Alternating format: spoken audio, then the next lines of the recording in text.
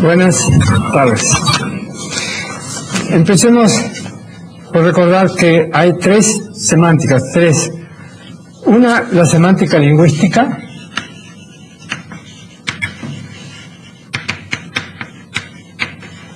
que está todavía en veremos. Las promesas de la escuela de Chomsky de los años 60 no se cumplieron, no queda nada de eso. Otra es la semántica de la matemática, que comenzó a comienzos del siglo, a fines del siglo pasado, primero con Hilbert, después con Padua, discípulo de Peano.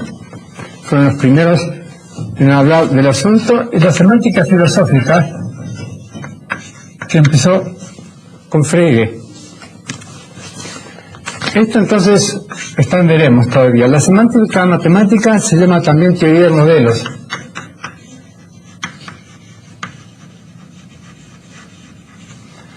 Su expresión más, hoy día es una rama estándar de la lógica, y empezó con un problema, el problema de probar que una teoría abstracta es coherente o consistent, que es coherente. Entonces, la técnica habitual es producir un modelo matemático, por ejemplo, un modelo numérico. Por ejemplo, esa teoría que vimos, la teoría de los semigrupos, es un conjunto cualquiera y una operación binaria que llamamos, ¿no? Un ejemplo o modelo de esta teoría está constituido por el conjunto de los números enteros y la suma ordinaria, la suma de números. Es un ejemplo o modelo.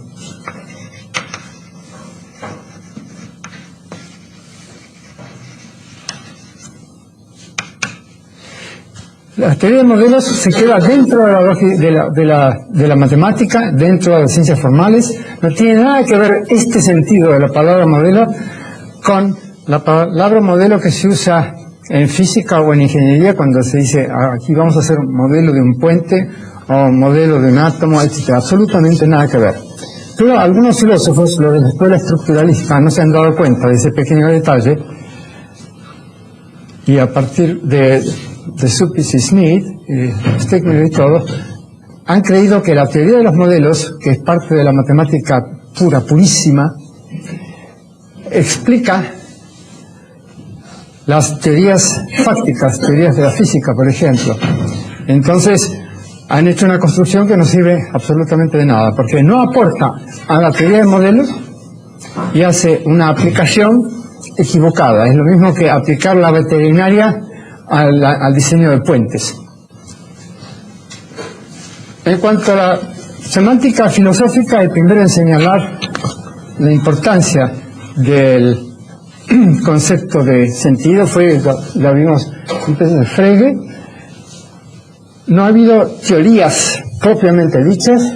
Las mismas ideas de Frege, como vamos a ver ahora, eran confusas porque significaba dos cosas con la palabra Deutung, o denotación, a veces en significado, sentido, etcétera, referencia. En 1967, Donald Davidson escribió un artículo muy famoso que delineaba un programa para una teoría semántica.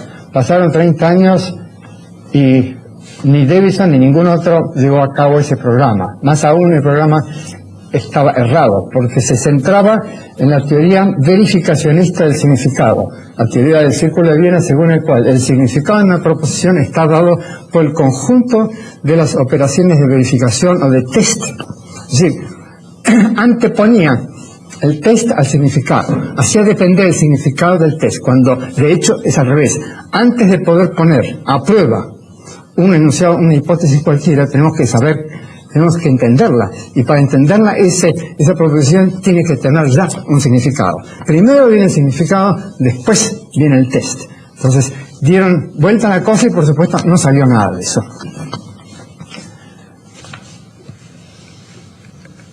Mi motivación para hacer una teoría del significado no era criticar a estos señores, sino muy otra. Una teoría de la referencia, una teoría del significado. Muy otra. Una cantidad de motivaciones. Por ejemplo, Bolzano, en 1851, en un libro muy importante, muy famoso, Las paradojas del infinito, muy conocido por los matemáticos, más que por los matemáticos que por los filósofos, sostuvo lo siguiente, que la proposición, esta proposición P es verdadera, es diferente de P.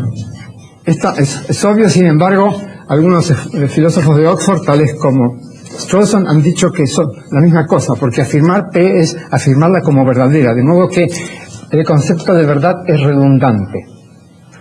Bueno, Bolzano, que era un gran matemático, dicho sea de paso, también era un sacerdote jesuita, a quien le impidieron dar misa porque era muy heterodoxo, y es famoso por un teorema Bolzano-Weierstrass. Bolzano dijo no solamente eso, sino que de esta proposición podemos afirmar otra proposición. Por ejemplo, la proposición anterior es falsa o es verdadera. Es decir, que él inventó lo de los metalenguajes, las metaproposiciones. Y así, indefinidamente, dijo, es una escalera infinita de proposiciones, de primer orden, de segundo, etcétera, etcétera. Fue él, 1851, pero nunca se le da crédito por eso. Él mismo dijo lo siguiente, como ejemplo de referencia, fue el primero en realidad en hablar con claridad de referencia, aunque sin hacer una teoría. Tomemos este ejemplo. Dijo, ¿a qué se refiere la proposición hay gente alfabeta? Sostuvo que se refiere a los alfabetos. Y la otra proposición, hay gente analfabeta, dijo, se refiere a los analfabetos. Ahora, se ve enseguida que eso es falso. ¿Por qué? Porque si decimos que hay alfabetos, esto es igual a decir que no para todo X es falso que haya alfabetos. O sea, que es falso que todo el mundo sea analfabeto. Entonces el concepto de analfabetismo aparece acá. Entonces no es posible decir que esta se refiere a alfabetos y esta se refiere a analfabetos. Entonces deben tener la misma clase de referencia, y esa no es alfabetos sino gente. Es decir, se refiere a gente. Eso es lo que vamos a encontrar después.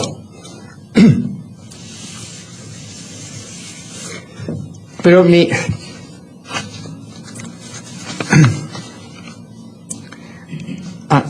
Aristóteles, en su analítica posterior, que es una mina todavía hoy, dice, una ciencia particular es una ciencia cuyo dominio, o clase de referencia, es un género único, un único género.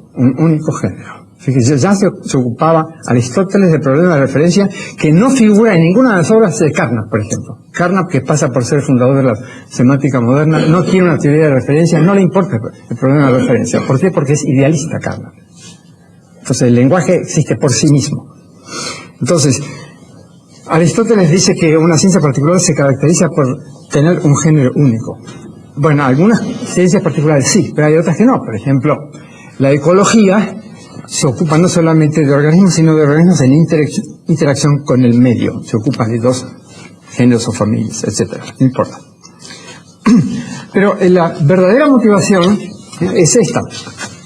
En física, hay gente que ha sostenido que la relatividad, por ejemplo, se ocupa de que se ocupa de operaciones de medición, de distancias y de tiempo. ¿Verdadero o falso? ¿Cómo hacemos para dirimir esta cuestión sin recurrir a las autoridades, a lo que dijo Einstein o lo que dijo Bergman, o lo que dice la Enciclopedia Británica o lo que fuera? Otros sostienen, por ejemplo, Bohr y von Neumann, que la mecánica cuántica se refiere también a operaciones de medición hechas con aparatos, etcétera, sobre microobjetos tales como átomos, etcétera. Es decir, que siempre está el observador ahí metido. ¿Verdadero o falso? ¿Cómo podemos hacer sin recurrir al argumento de autoridad? Citas. Al argumento escolástico. ¿Hay alguna manera objetiva? Podemos aplicarle una teoría de la referencia uniforme a todas las teorías para extraer la clase de referencia auténtica debajo de la hojarasca filosófica o pseudofilosófica? Bueno, sí. Eso en cuanto a la referencia. En cuanto al sentido, tomemos un concepto básico, primitivo, de alguna teoría física, por ejemplo, el concepto de carga eléctrica. Puesto que no se define, puesto que es básico, uno se pregunta, ¿qué sentido tiene? ¿Cuál es su contenido, su sentido? Respuesta, hay que mirar cómo aparece en la teoría. Hay que ver cuáles son sus parientes lógicos. ¿Con qué están relacionadas? Esa es la respuesta que voy a dar dentro de un rato. Pero con hacer operaciones de medición, como hacen Carnap y otros, lo ponemos, lo sometemos a una fuerza, etc. Con eso lo único que se aclara es cómo se mide la carga de un cuerpo, pero no se averigua qué es, porque el mismo procedimiento podría tal vez servir para medir la masa, etc. De modo que esos procedimientos no sirven. Necesitamos una teoría semántica que sea totalmente independiente de las operaciones empíricas y previa a ella, porque las operaciones, el tipo de operaciones empíricas que hagamos va a ser guiado por nuestra manera de comprender estas ideas.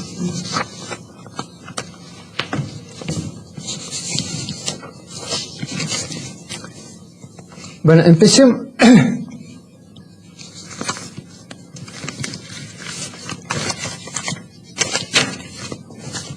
Yo hago la diferencia que un nominalista no puede hacer entre signos, constructos,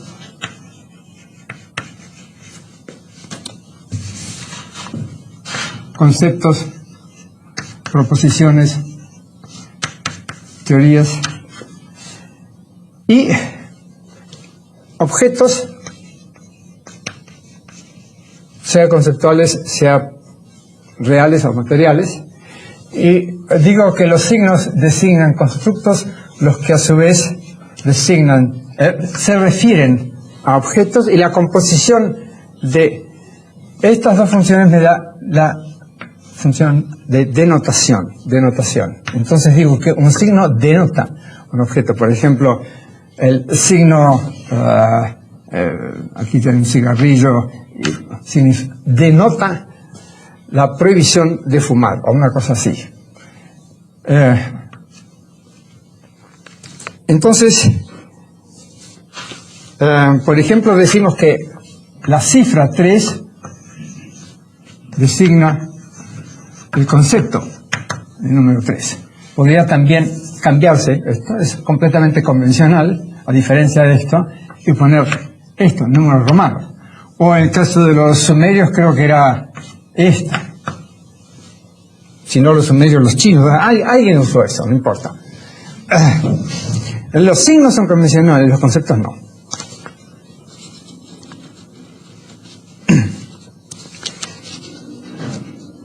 En cambio, cuando decimos, si preguntamos por el sentido de los nombres, se puede decir que no todos los nombres tienen un sentido. Por ejemplo, ¿qué sentido tiene el nombre Juan? Y a propósito, me acuerdo de una discusión en el Congreso Internacional de Filosofía del 83, en que estaban Quine, Putnam, Felsdal y otros, y se ocupaban de la semántica de los nombres, lo que está muy bien para un nominalista, y por supuesto no sacaba nada. Entonces yo pregunté, a ver, ¿cómo hacen ustedes, cómo aplican todas esas teorías sobre el sentido de los nombres al problema de averiguar cuál es el sentido, por ejemplo, del concepto de masa o del concepto de cohesión social, etcétera? Y por supuesto que no hubo respuesta, no podía verla, porque no se ocupaban de predicados sino de nombres.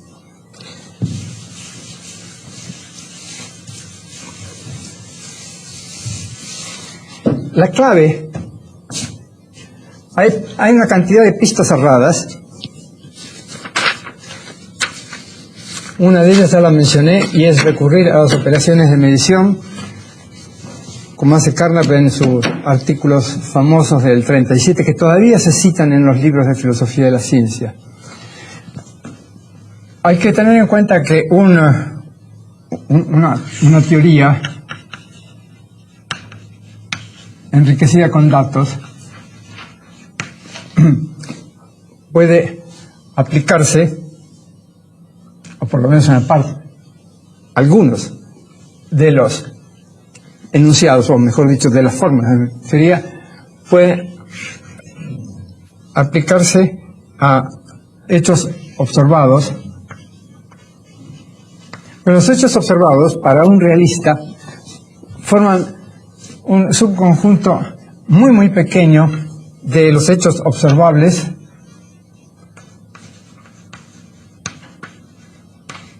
los que a su vez forman un conjunto miserablemente pequeño de los hechos reales, la mayor parte de los cuales no pueden observarse directamente. Entonces, solamente estos hechos, los observados, pueden servir como elementos de prueba o evidence para apoyar o socavar una teoría. Pero la teoría se refiere a una cantidad de hechos que no son observables, ni observados ni observables. Es mucho más amplia. Es decir, que una teoría no tiene un contenido empírico, sino un contenido fáctico, mucho más amplia.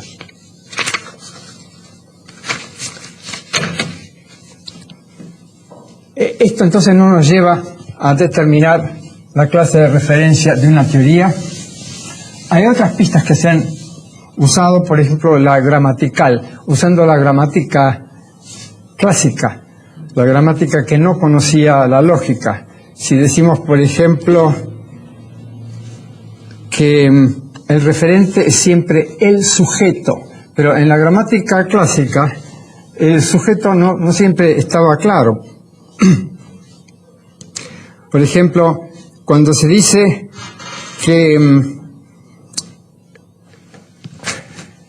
la mujer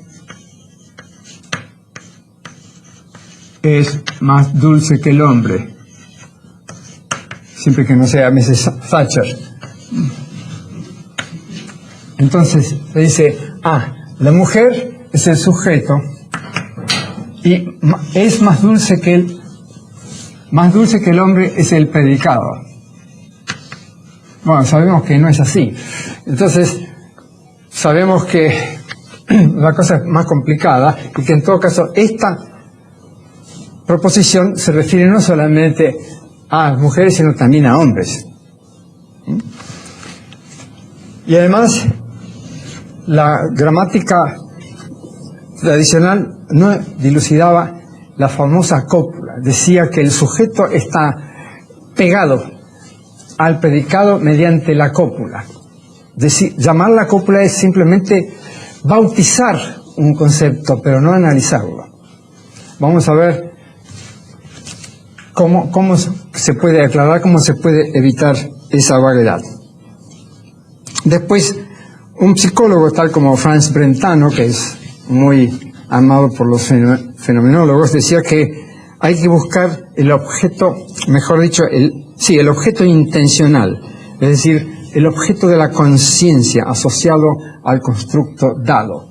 Pero eso pide una búsqueda introspectiva y a la semántica no le interesa la psicología. Frege decía que las proposiciones denotan, y usaba la palabra bedeuten, valores de verdad. Entonces decía, puesto que estas dos proposiciones, 2 es igual a 4 y 2 es mayor que 1, ambas son verdaderas, entonces ambas proposiciones son iguales. Bedeuten significan o denotan, no se sabe bien cómo traducir bedeuten, lo mismo. Esta ecuación figura en un escrito importante de Frege. Es por supuesto falsa. Son totalmente diferentes. Estas son ¿Y de dónde sale esta palabra, este verbo, bedeutet, significaba unas veces para él lo que llamamos sentido, otras veces se llama referencia, pero también explícitamente valor de velar.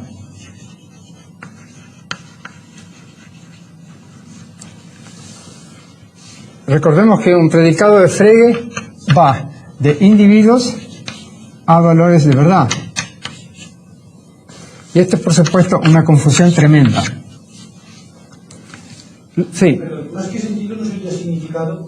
Como usted quiera, pero de todas maneras, sí. No es un significado, lo que nosotros damos significado, porque eso no diría... Sí, pero también, sí, pero también a veces lo usa como sinónimo de referencia, Sinn und Bedeutung, ¿no? Que a veces se traduce como sentido y referencia. De todas maneras, el lío es tal, Frege se hace un lío tal, pero es lo mismo que digamos que criticaron a los presocráticos. Los presocráticos eran horriblemente confusos. Yo una vez le pregunté a Calogero, que era especialista en los presocráticos, pero exactamente qué quiso decir fulano. Por favor, no se plantee esa pregunta. Esta gente era confusa. No es que tenga un sentido muy preciso, tenía ideas muy confusas. Bueno, el mérito de Frege no fue resolver el problema, sino fue plantearlo. Es decir, esto es importante. Lo que está mal es repetir a Frege sin darse cuenta que es una confusión tremenda. Entonces, esta pista no lleva a ninguna parte. Holzweg.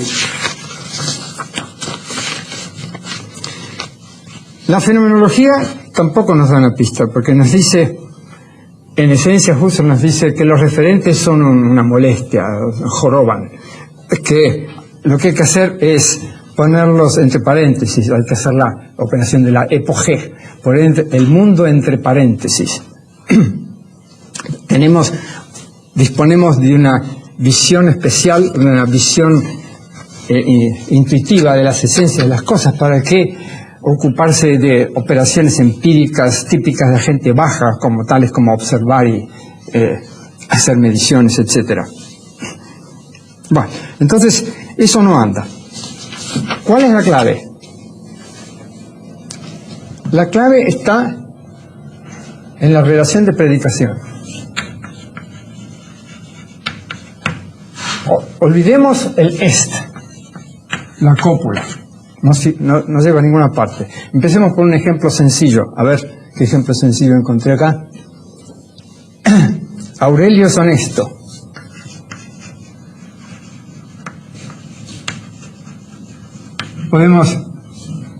¿Cuál es el referente? Aurelio. Podemos abreviarlo de la siguiente manera. Esto no es más que una abreviatura, pero es una abreviatura sugerente. ¿Qué sugiere? Sugiere que h es una función que evaluamos en el punto A, digamos.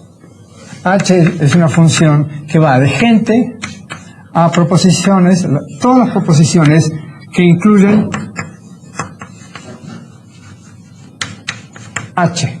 Entonces, tomamos el valor de A para el elemento A de G,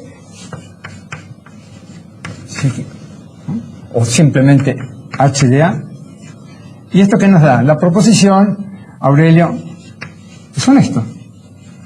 Ya está. Entonces, esta función, esta manera de analizar los predicados, los conecta directamente los predicados con proposiciones, y nos sugiere inmediatamente que el referente del predicado H es igual, en este caso, a gente, es decir, el dominio del predicado.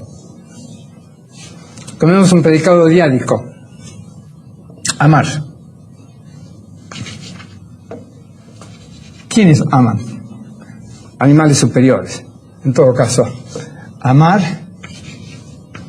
es entonces una función, se puede analizar como una función que va de pares de animales a proposiciones que incluyen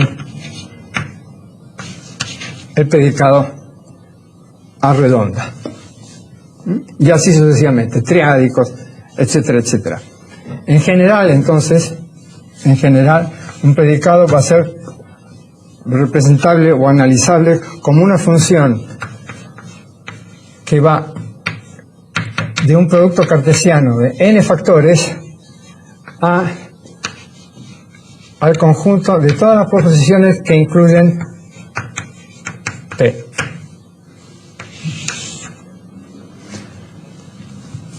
Entonces, primer postulado de mi teoría de la referencia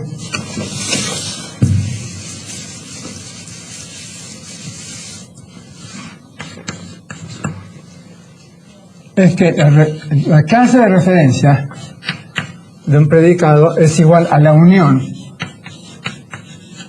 a la suma lógica de todos los factores cartesianos que aparecen en el dominio del predicado.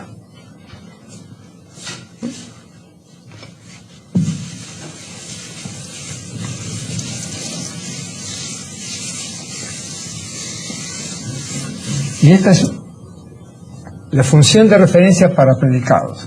Pero por supuesto necesitamos una función diferente para los enunciados.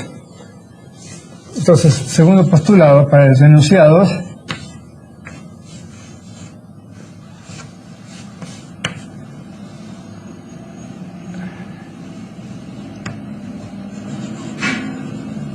suma de las clases o de los referentes, las clases de referencia de los predicados que figuran en el enunciado S. El caso más sencillo, tomemos una proposición atómica de este tipo. Esta entupla tiene la propiedad P. ¿Cuál es la clase de referencia? Simplemente los individuos que figuran aquí. Las variables, si ustedes quieren, o los argumentos, siempre son individuos. La clase de referencia está formada por individuos. Los individuos a su vez pueden ser clases, ¿no? Lógico.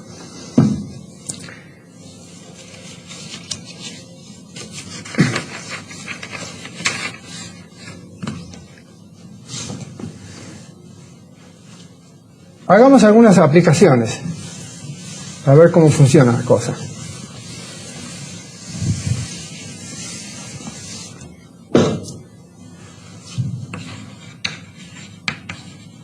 ¿De qué se ocupa la lógica?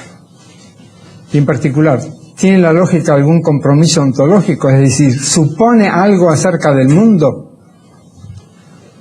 Veamos, tomemos un operador, el único operador, un operador unario de la lógica.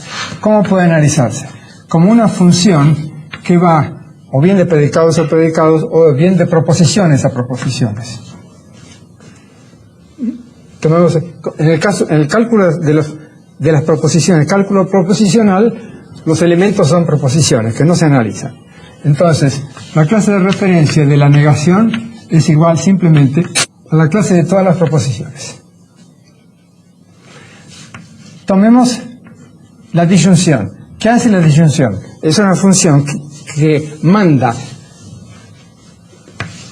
Hilbert prefería escribir la disyunción así. Y con razón, ¿no? Y aunque no lo dijo, esto sugiere que ese es el valor que toma esta función en este punto. Entonces, ¿qué hace? Lleva o manda pares ordenados de proposiciones a proposiciones, pero puesto que la disyunción es conmutativa, no importa el orden. En todo caso, aplicando el postulado 1, ¿qué sale? que la clase de referencia de la disyunción es otra vez la clase de todas las proposiciones.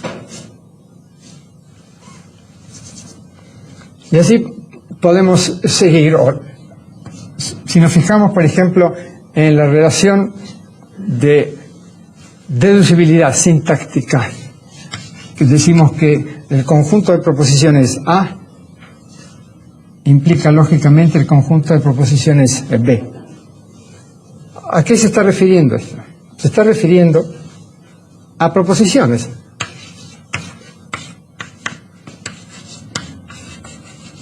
Y en general, entonces, la referencia de esta relación es una clase de proposiciones. La lógica, entonces, se ocupa de proposiciones o se ocupa de predicados. Estos pueden ser predicados también. Se ocupa de predicados y proposiciones. No, independientemente de lo que signifiquen. Estos predicados o proposiciones se toman en forma completamente general en lógica, lo que ustedes saben. Se hace abstracción del contenido. La lógica no tiene otro contenido que el dado por las fórmulas de la lógica. Pero sus referentes son siempre clases indeterminadas de proposiciones o de predicados. Entonces la lógica se refiere a cualquier cosa, y al referirse a cualquier cosa no se refiere a nada en particular, no describe nada en particular, no describe el mundo. Acuérdense del dicho clásico medieval: dictum de omni, dictum de nullo. Lo que se dice de todo, se dice de nada en particular. Esto le viene bien a la lógica. Entonces la lógica no tiene compromiso ontológico. Pero para hacer esa afirmación en forma responsable es preciso tener una teoría de la referencia. Y al que no le guste esta teoría de la referencia puede hacer otra, pero siempre hace falta una teoría de la referencia. No es posible seguir utilizando el método clásico de la afirmación por autoridad. Hay que demostrar las cosas en lógica o en filosofía de la lógica.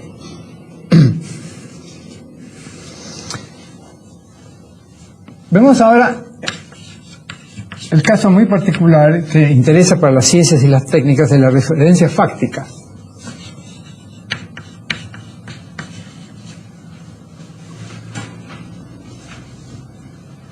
Tomemos el caso sencillo del concepto de carga eléctrica,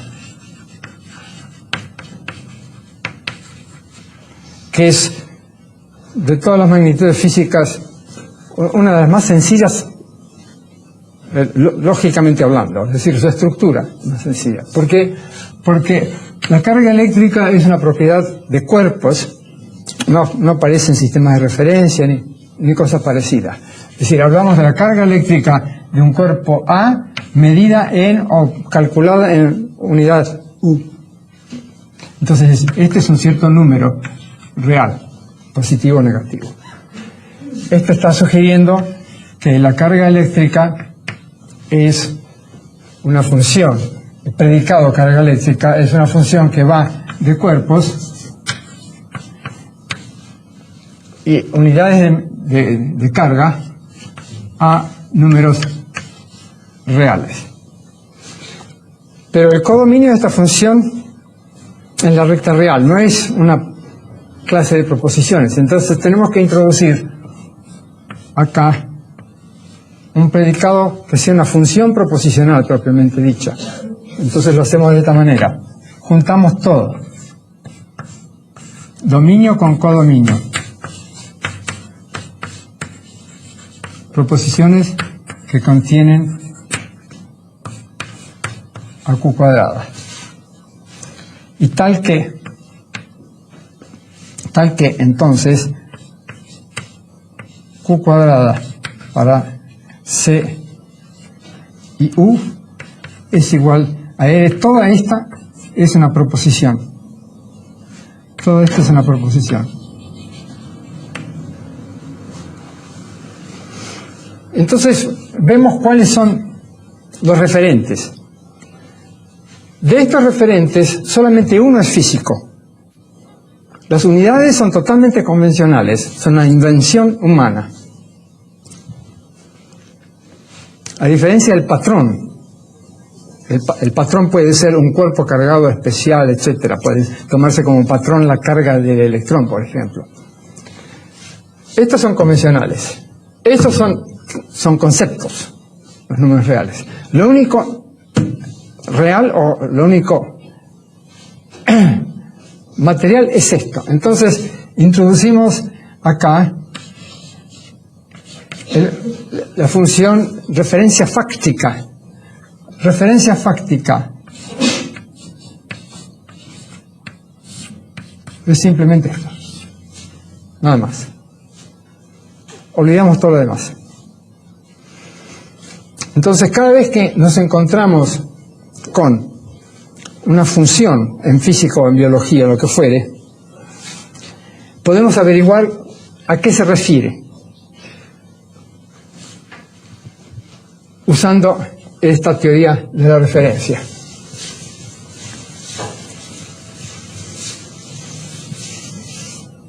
Ayer estábamos hablando sobre, por ejemplo, sobre la mecánica cuántica. Hablamos de la función psi, de estado, del hamiltoniano, etc.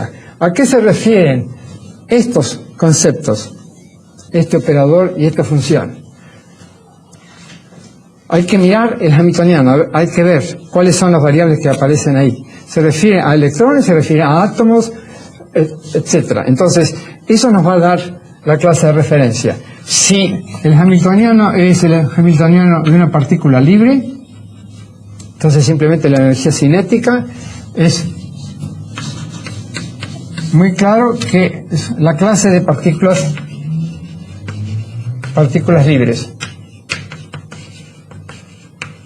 Aquí no aparece ninguna mención, ninguna referencia a aparatos de medición, observadores, nada. Entonces toda esa superestructura filosófica creada por Bohr y que todos los físicos siguieron en forma totalmente dogmática, no sirve de nada, es falsa.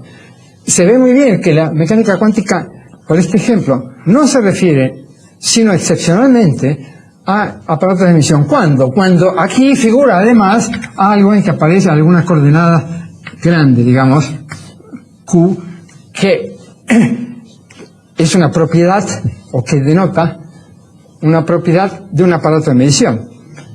Pero en la mayor parte de los casos calculamos propiedades de partículas libres o de partículas en campos eléctricos o campos magnéticos, de moléculas, de átomos, de lo que fuere. Y ahí no aparecen para nada los aparatos de medición. Los aparatos de medición no sirven como referentes, sino que sirven para poner a prueba algunas de las consecuencias de la teoría, nada más.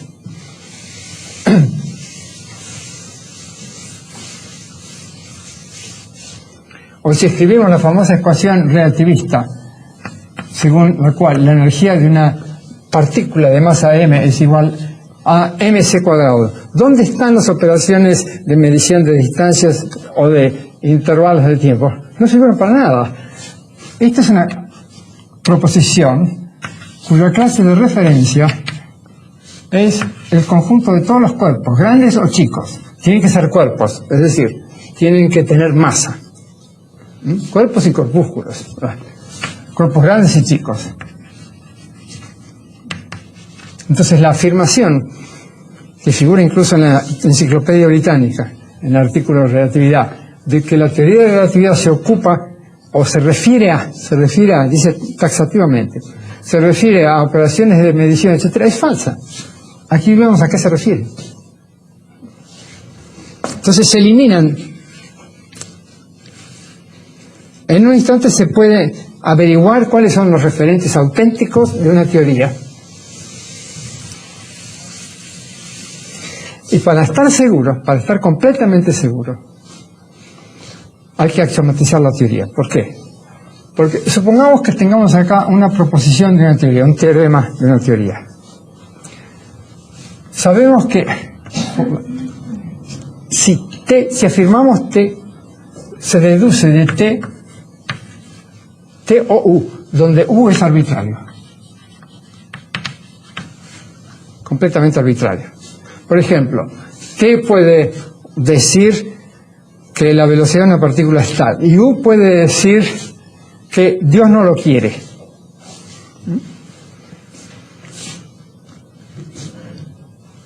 Entonces, esto se puede reformular de la siguiente manera.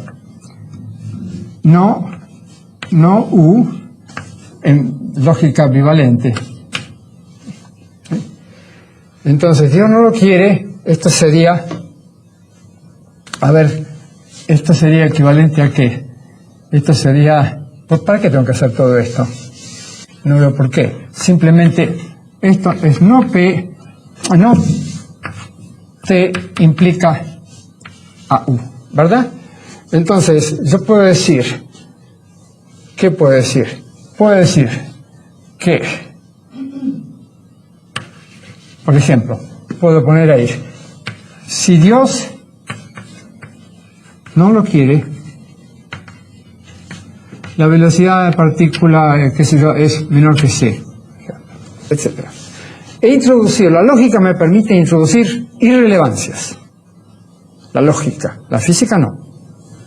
Pero ¿cómo hago yo para decir a la vez, quiero ser racional, quiero aceptar la lógica y quiero evitar relevancias?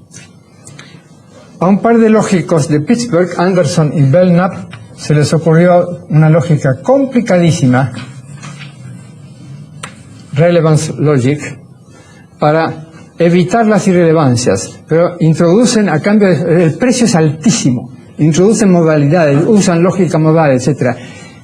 Pero puesto que conservan el principio de adición, esto es el principio de la lógica, principio de adición, no pueden evitar, de hecho, las irrelevancias. De hecho, no las evitan. Entonces, pagan un precio altísimo y no consiguen la mercadería que quieren.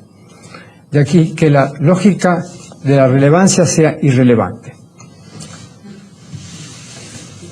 La única manera de evitar contrabandos, de evitar enchufar en los teoremas conceptos que no aparecen en los axiomas, es axiomatizar.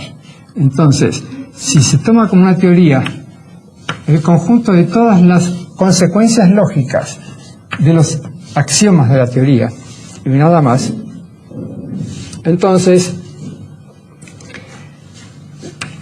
la referencia de la teoría, la clase de referencia, resulta ser, eso se ve, es uno de los teoremas, la clase de referencia de los axiomas. Si empezamos hablando de sapos, no tenemos derecho de terminar hablando de sapos y electrones. Si queremos hablar de sapos y electrones, entonces tanto los sapos como los electrones deben figurar como referentes de algún, por lo menos un axioma. Entonces, de esa manera se evita la axiomatización,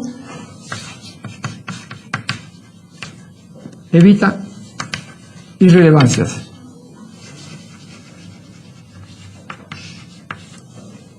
Podemos seguir usando, por supuesto, el teorema de adición siempre que, y esto nos lleva a Aristóteles, que en alguna parte dice algo sobre eso.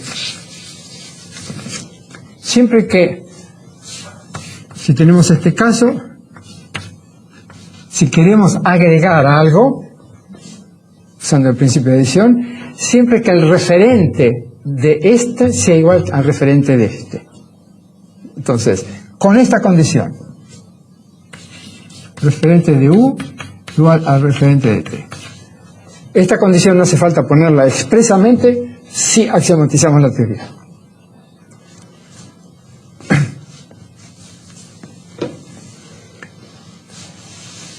Es por este motivo que, para aclarar las cosas, yo axiomaticé una cantidad de teorías, entre ellas la mecánica cuántica, las dos relatividades, la mecánica clásica y la electrodinámica clásica y alguna otra, justamente para estar seguro y para terminar con discusiones puramente escolásticas.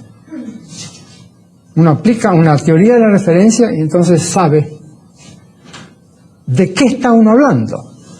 Y es curioso, siempre. Por eso decimos de la gente loca o de la gente tonta, que no sabe de qué está hablando. Bueno, es lo primero que hay que asegurarse. ¿De qué estamos hablando? ¿A qué nos estamos refiriendo? Es lo primero. Y cuando las teorías al comienzo nacen en forma medio oscura, nacen el procedimiento, así como los niños recién nacidos nacen bañados de sangre y rodeados de placenta y qué sé yo cuánto. Bueno, todo eso hay que limpiarlo y se limpia a medida que crecen. Pero el proceso de crecimiento, de desarrollo de una teoría, tarda mucho si la nodriza es una mala filósofa. Todos los rastros del nacimiento quedan. Hay que lavar al niño en cuanto nace.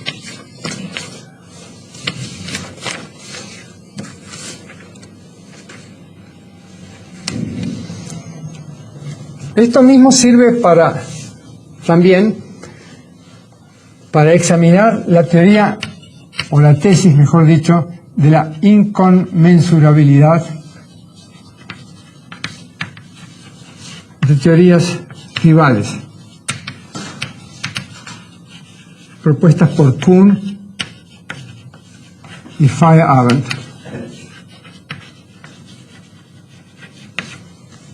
El único ejemplo que ellos examinaron fue el de la mecánica clásica y mecánica relativista. Y Feyerabend dijo que en la mecánica clásica no se encuentra ninguna de las fórmulas o ninguna de las proposiciones que se encuentran en la mecánica relativista, pero no las analizó. Eso es cierto, pero no las analizó. Podría haber visto que son conmensurables o son comparables aun cuando son diferentes. Y precisamente porque son comparables es que podemos decir, esta es mejor que aquella. Si no fueran comparables, como por ejemplo una sonata de Vivaldi por un lado y la ecuación de Schrödinger por la otra, ¿cuál preferimos? No tiene sentido. Tienen que ser homogéneas, tienen que ser comparables. Bueno, estas teorías son comparables y por ser comparables es que podemos hacer experimentos y decir, los experimentos favorecen a esta teoría sobre aquella otra. Entonces, fijémonos nuevamente cuál es la clase de referencia de la masa, del concepto de masa en relatividad, en mecánica clásica. Es el único ejemplo que ellos mencionan. Es una función que va de los cuerpos, tiempos, bueno, olvidemos el tiempo porque tomemos un cuerpo cuya masa no varía en el transcurso del tiempo. Unidad de masa a números reales. Bueno, la clase de referencia fáctica, dejemos de lado entonces las unidades, es esta, son cuerpos. Se refiere a cuerpos. El concepto de relatividad concepto relativista de masa es más rico que este. Tenemos cuerpos, sistemas de referencia, unidades de masa. Es decir, si fijáramos si conviniéramos en que vamos a usar solamente un sistema de referencia, por ejemplo, este laboratorio, entonces esto coincidiría con este. Entonces, pero en general, la clase de referencia de este concepto más amplio es esta más esta, que se ve que incluye a este otro. Es más amplia esta clase. Es decir, es comparable. Esta teoría es más general que esta. Entonces sí son comparables, son conmensurables. Entonces nuevamente, una teoría simplísima de las referencias permite terminar con esta discusión e introducir además un criterio. Decimos que T y T' son conmensurables entre sí cuando comparten referentes. O sea, cuando la clase de referencia de T y la clase de referencia de T' se solapan.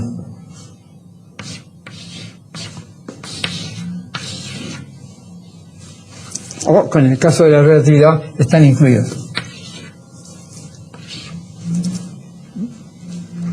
Basta eso, se solapan parcialmente o totalmente.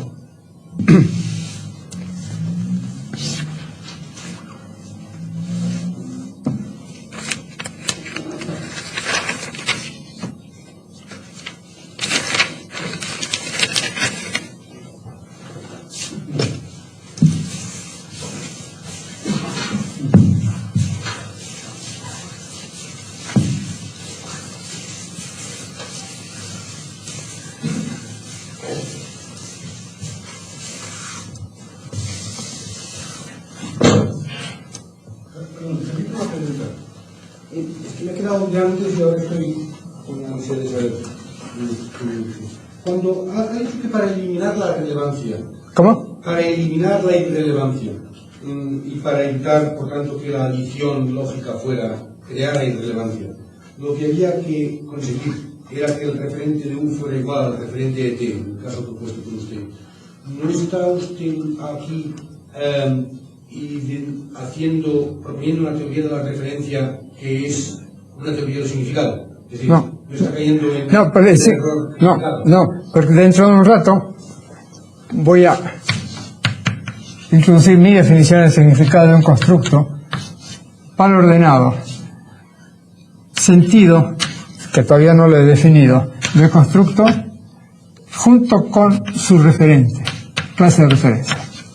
Entonces, hasta ahora nos hemos ocupado de esta componente. Falta la otra.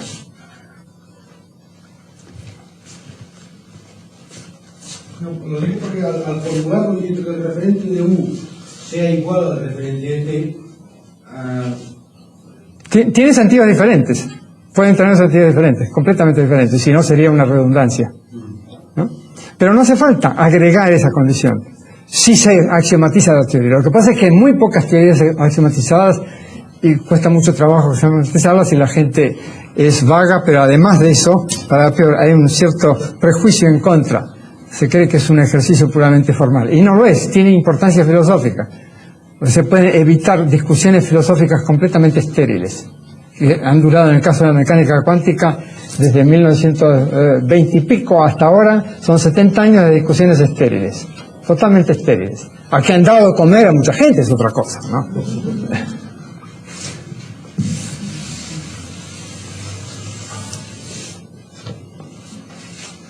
Entonces ahora veamos rápidamente el problema del sentido.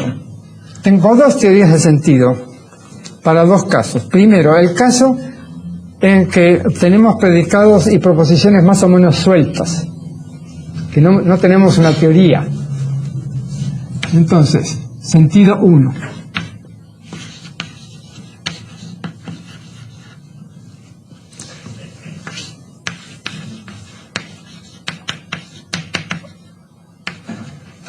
En alemán Sinn, o en inglés sense. Entonces, tomemos el predicado humano. ¿Qué decimos que caracteriza al ser humano? Bueno, según Franklin, Homo faber. Entonces, faber. Según Chomsky, loquens. Capaz de hablar. Según Aristóteles, racional. Y además, social. Zoon político. Político no quiere decir político, sino social, ¿no? Social.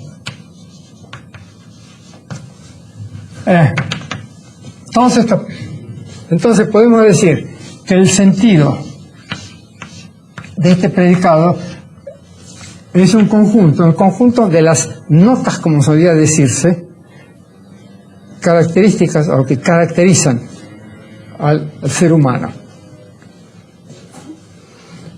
Entonces, a esto lo llamo intención. Bueno, con ese. Que que no tiene absolutamente nada que ver con la intención con C, o sea que lo que se ha escrito bajo la influencia de Brentano, intencionalidad y que sé yo cuánto, creyendo que Brentano hacía semántica en lugar de hacer psicología, es completamente irrelevante.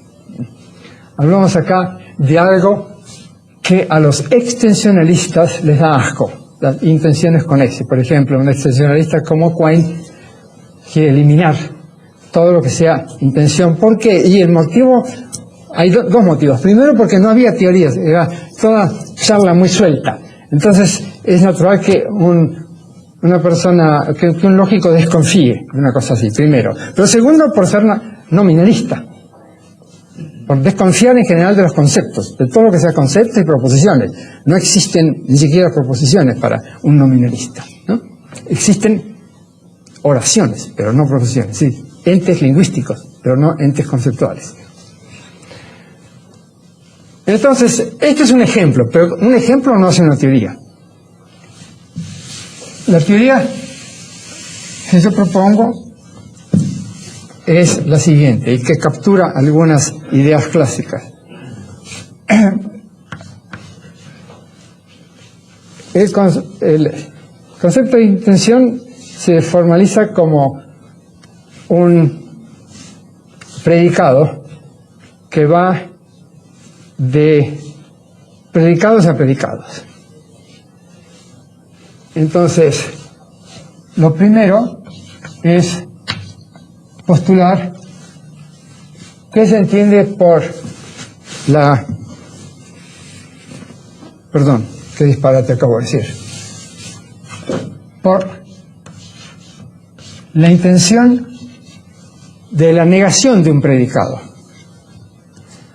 Entonces postulo que es el complemento dentro del universo que está definido de y de Q.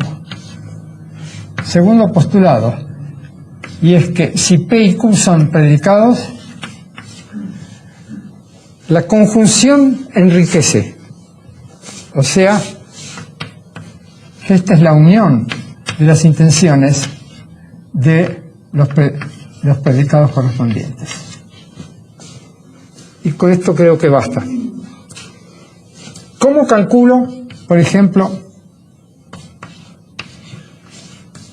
Sabemos que la disyunción debilita. Si no quiero comprometerme, como el gallego de los cuentos que cuentan los catalanes y los castellanos acerca de los gallegos. Entonces introduzco o esto o aquello, ¿no? Pero si quiero comprometerme digo P o digo P y Q. Y si no, entonces debilito la afirmación y introduzco una disyunción, ¿verdad? Entonces esto intuitivamente debiera ser la intersección. Bueno, esto se puede probar. ¿Cómo lo probamos? ¿A qué es igual P y Q en función de la disyunción y de la negación? A ver, vamos a probar si esto anda. No, P o Q, eso es lo que quiero. A ver si esto anda. Esto es, usando De Morgan y lógica clásica, esto es igual, perdón. No, P, o sea, P O, está bien, es así. Es así. Entonces ya tengo acá lo que necesito. La intención de esto es igual a la intención de esto. Aplico el primer postulado y me da que esto es el complemento de la intención de ¿qué? De la intención de no P y no Q. Ahora bien, la intención de una conjunción es igual a la intención de primer conjoint, como se dice, unión intención de no Q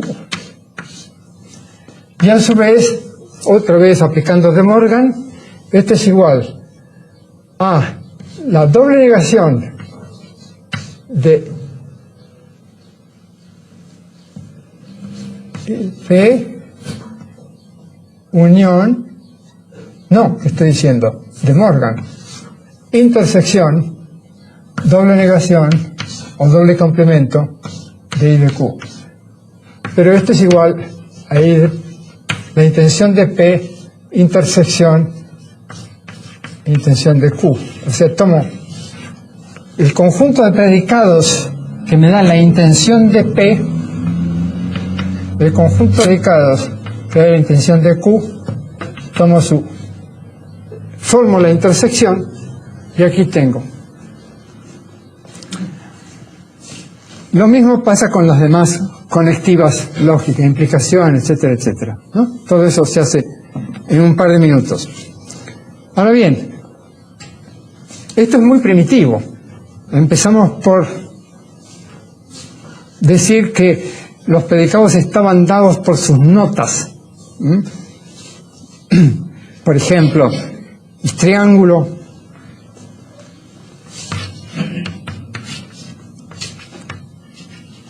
figura en el plano euclidio, plana,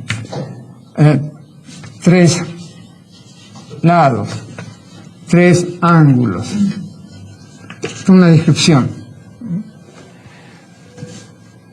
En ciencia nos interesa, y en técnica también, averiguar el sentido de predicados que figuran en teorías. Entonces la idea intuitiva es la siguiente.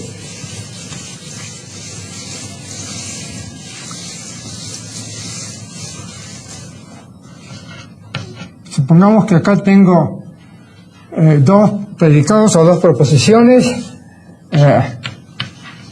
básicas, primitivas, no definidas. Mediante cuáles formo este tercero, sea por definición, sea por deducción, lo que fuere, ¿no? C. Y que a su vez esto tiene estos consecuentes, etcétera, etcétera. Entonces, para averiguar cuál es el sentido de C, me fijo en los padres y abuelos, me fijo en los ancestros y me fijo en la progenie, los dos. Entonces, en otras palabras, y ese va a ser el sentido. Es decir, fuera de esta red va a ser muy difícil averiguar qué sentido tiene. Pero si lo meto en la red, en que realmente está, entonces puedo averiguar. Entonces, ¿esto es qué? Es el conjunto de todos los conceptos o predicados o proposiciones, según sea el caso, tales que o bien generan a C, o bien son generados por C. O sea, tenemos acá dos conjuntos. El conjunto de los antecesores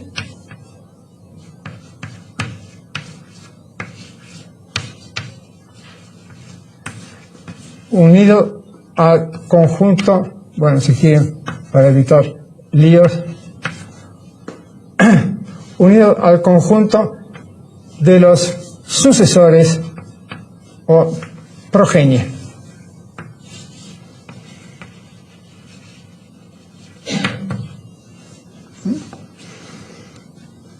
Y esto es particularmente importante en el caso de los primitivos.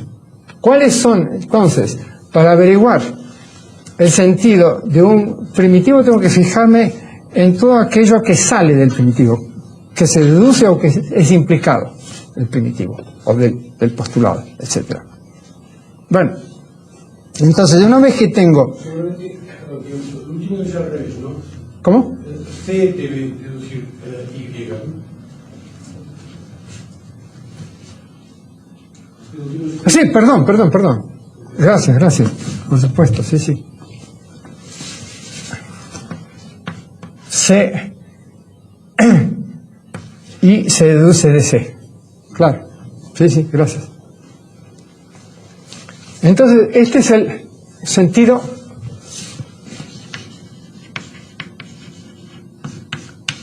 en segundo sentido. El segundo significado de la palabra sentido, o mejor dicho, la segunda teoría. Son dos teorías.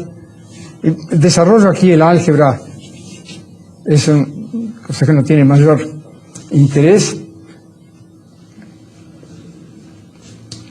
pero nuevamente tiene importancia para averiguar particularmente el sentido o el contenido, si ustedes prefieren, de conceptos o de proposiciones básicas, es decir, que no se deducen de ninguna otras. Ahora, una vez que tengo el sentido de un constructo, de un predicado o de una proposición, y la clase de referencia, digo que el meaning o significado de C, etc. Postulo, esto es una convención. Es decir, que el significado está dado por el contenido y además la referencia. Sinn und Bedeutung, si no fuera que Bedeutung significa, para Frege, casi siempre valores de verdad, ¿no? Entonces, los intencionalistas, digamos, intencionalistas con S, se fijan solamente esto, los extensionalistas en esto. Pero fíjense que esto no es lo mismo que la extensión, ¿eh? Ojo. Por ejemplo, tomemos el predicado es un Dios. Para un ateo, la clase de referencia de Dios es vacía. Pero el ateo va a preguntar enseguida, si es que sabe algo de lógica, va a decir, un momentito, el concepto de Dios o los conceptos de Dios están definidos tácitamente o implícitamente por sus respectivas teologías. Entonces me fijo en las teologías. Entonces, las teologías me dicen cuál es la clase de referencia de Dios. La clase de referencia del Dios cristiano, es la Santísima Trinidad. Santísima Trinidad. No es nulo. Esto no es vacío. Es el conjunto formado por la Santísima Trinidad y descrito entonces por una cantidad de dogmas. Son diferentes. El sentido, que estoy diciendo, la extensión y la referencia. Puede muy bien ocurrir, más aún, que yo no sepa, haciendo ciencia, no sepa cuál es la clase de referencia, o mejor dicho, que no sepa cuál es la extensión. Supongamos que un físico inventa una partícula nueva. El profesor Kani Scheider inventa el Bernoulli, se llama. Entonces, él sabe perfectamente cuál es la clase de referencia de los Bernoullis. No es vacía. Él supone eso. Por eso que introduce. Pero él no sabe cuál es la extensión, porque todavía no se ha hecho ningún experimento. El CERN no ha aprobado todavía un presupuesto de $10 billones para hacer un experimento para detectar el Bernoulli. Entonces, esto es desconocido. La extensión, no se sabe cuáles son los individuos que satisfacen a la descripción de la teoría del profesor Kani Scheider. Extensión indeterminada, pero la referencia sí, y el sentido además está dado porque el sentido del concepto o del predicado está dado por la teoría de los Bernoullis. Dicho sea de paso, Bernoullifones, perdón, tiene que ser Bernoullifones. Entonces es una partícula. ¿No? Entonces, esto es importante. Los extensionalistas no tienen razón. Hace falta la referencia. Que además necesitamos el concepto de extensión, sí, pero es trivial. El concepto de extensión es completamente trivial. Determinarlo no es. Hay que hacer experimentos, observaciones, determinar quiénes son los individuos que caen dentro de la clase. Eso no es una operación empírica esa. Pero el concepto es trivial. La extensión de un predicado es simplemente el conjunto de todos los objetos que satisfacen ese predicado. Y ya está. Listo. Es una cuestión de definición y no de teoría. Pero esto cuesta mucho trabajo, darse cuenta de que la clase de referencia no es lo mismo. Un ejemplo más contundente puede ser este. Tomemos un predicado diádico. Entonces, un predicado diádico. La clase de referencia, el predicado diádico, un predicado diádico, entonces, definido como una función, este es el dominio, producto cartesiano, proposiciones que contienen a D, entonces la clase de referencia es A unión B. Ahora bien, ¿cuál es la extensión de ese mismo predicado? Es el conjunto de los pares ordenados que pertenecen precisamente a esta región del plano, digamos, están acá, X, del plano AB, y tales que, en efecto, es verdad que X está relacionado con Y por la relación D, ¿no? Entonces vemos que esto es plano, está todo chato. Por decirlo en forma intuitiva, la función de referencia achata, aplana. Acá no. Acá tenemos un producto cartesiano. Entonces se ve, la diferencia es bastante obvia. Y sin embargo la confusión es constante en la literatura.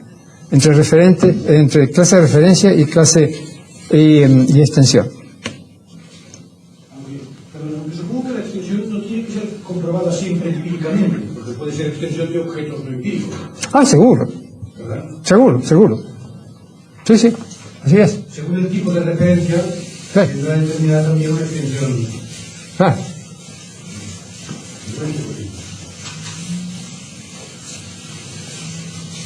Sí, por ejemplo, ¿a qué se refiere el predicado es primo, es un número primo? Se refiere exclusivamente a números enteros positivos. No se refiere a fracciones, por ejemplo.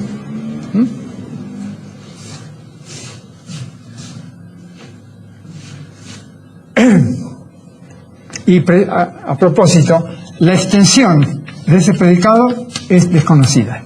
¿Por qué? Porque no tenemos una fórmula que nos dé el enésimo número primo en función precisamente de n. Esto se viene buscando desde hace más o menos 2500 años, desde la época de Euclides, todavía no se encontró. Y sería muy irresponsable el profesor de matemáticas que diera como tema de tesis encontrar esta función, ¿no? Porque tomaría tal vez otros 2500 años. Lo único que se puede hacer es con un ordenador, con un computador, computar, seguir el millonésimo número primo. Eso es no tiene el menor interés teórico.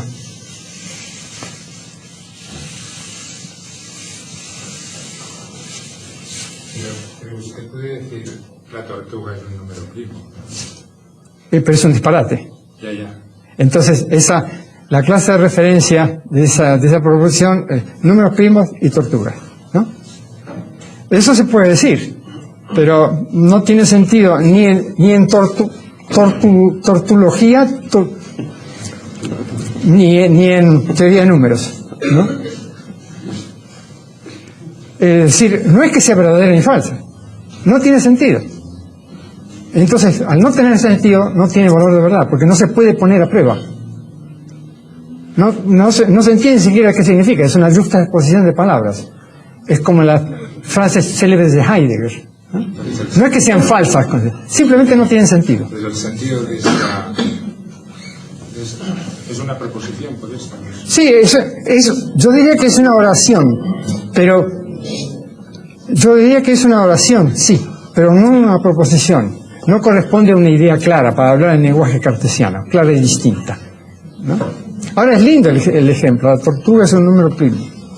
A las tortugas seguramente, a alguna tortuga se le ha ocurrido eso. Bueno, finalmente queda tiempo solamente para decir un par de cosas acerca del otro capítulo gordo de la semántica. Los 3 capítulos gordos de la semántica, después hay capítulos flacos, ¿no? Los capítulos gordos son referencia, sentido y verdad. ¿Qué podemos decir en 2 minutos acerca de la verdad? Ante todo, reivindicar la distinción introducida por Leibniz en sus Nouveaux Essais, 1700, creo que era 17, la distinción entre proposiciones de hecho y proposiciones de razón, o verdades y falsedades de razón, todas las de la matemática, la lógica, y verdades de hecho, de la física, etcétera, etcétera. Esta dicotomía no es la misma que la dicotomía entre proposiciones analíticas y proposiciones sintéticas. ¿Por qué? Porque la noción de proposición sintética no es clara, para nada.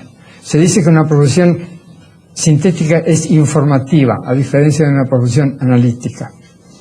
Pero la palabra informativa a su vez es vaga. Por eso, lo importante es esta dicotomía. Esta sí es una dicotomía.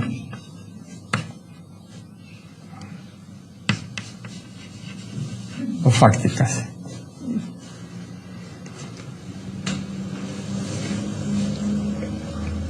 Son 2 conceptos tan diferentes que habría que designarlos con palabras diferentes. Por ejemplo, habría que hablar de Herdat y aquí de Rerdat o algo así. Habría que darles nombres diferentes, totalmente diferentes. Pero ya es un poco tarde para hacerlo. En todo caso, hay que darse cuenta de que son diferentes, tan diferentes que los procedimientos por los cuales se comprueba la verdad o la falsedad de una proposición matemática no son empíricos, son puramente conceptuales.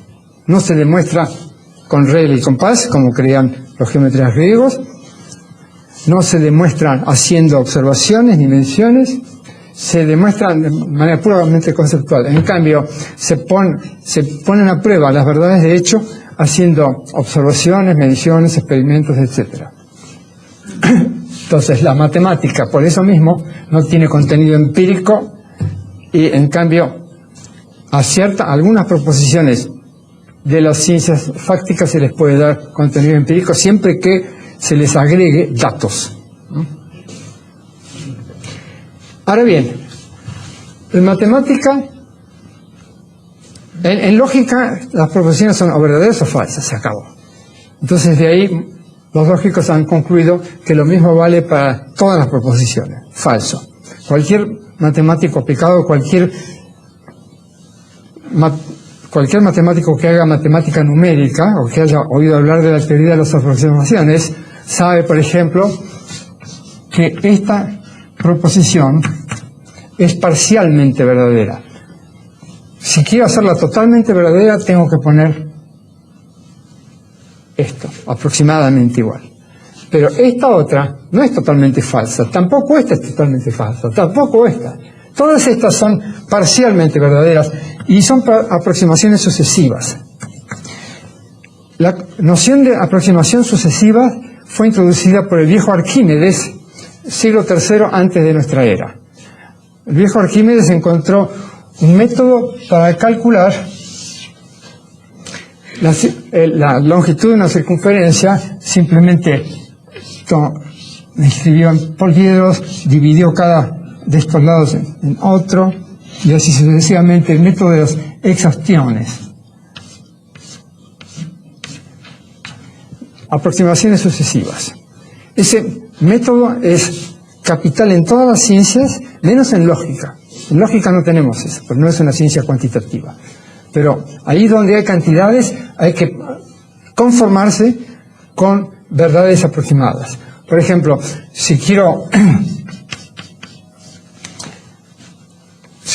manipular una función, una manera sencilla es esta: desarrollarla en serie de Taylor, ver si converge rápidamente, y puesto que no, estos son infinitos términos, quedarme tal vez con la primera aproximación, con la segunda. Por ejemplo, para pequeños valores de x, el seno de x es igual a x, es aproximadamente igual a x. Basta verlo. Para pequeños valores de x, la recta es una buena aproximación. Para valores más grandes es mala aproximación. Entonces necesitamos el concepto de verdad parcial.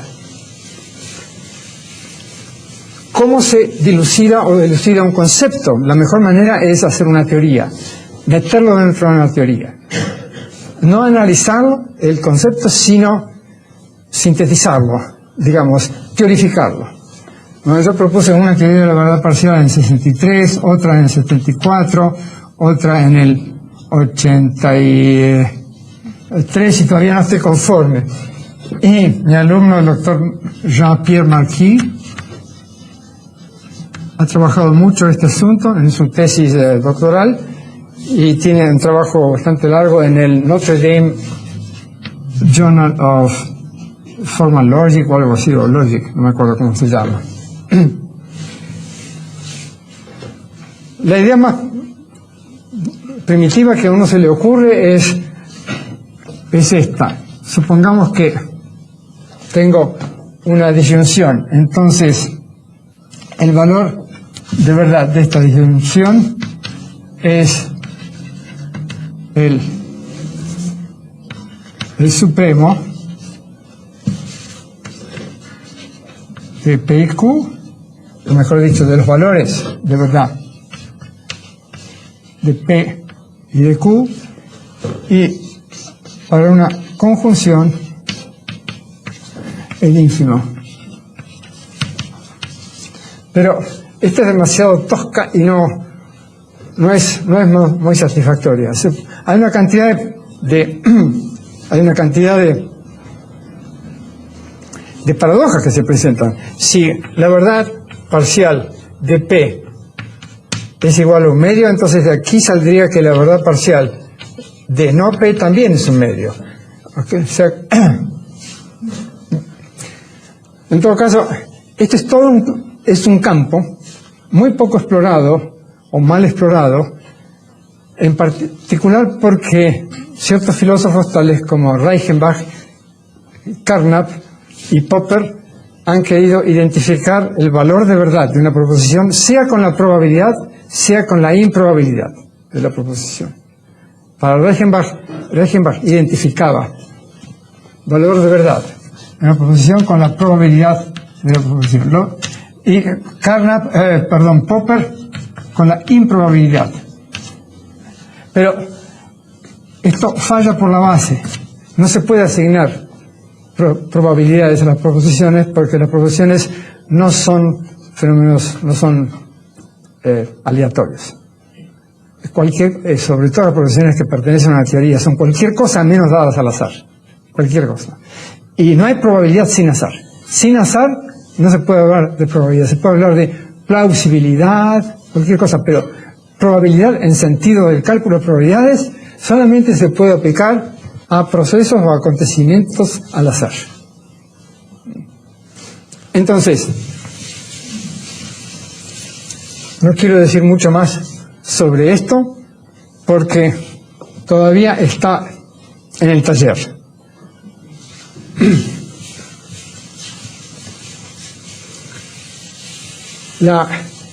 Es curioso, en mi primera teoría suponía que el valor de verdad de una negación era igual al complemento de la unidad de esto. Pero enseguida se me ocurrió, o unos años después se me ocurrió un contraejemplo Si yo digo, por ejemplo, que Juan tiene 10 años, y de hecho, sabemos que Juan tiene 11 años. Entonces, ¿cuál es el error que cometo? Es de 1/10, no es gran cosa, 10%. Ojalá todas las verdades de que disponemos fueran tan precisas, ¿no? Pero ahora, yo, como el gallego del cuento, siendo cauto, en lugar de decir tiene 10 años, digo, Juan no tiene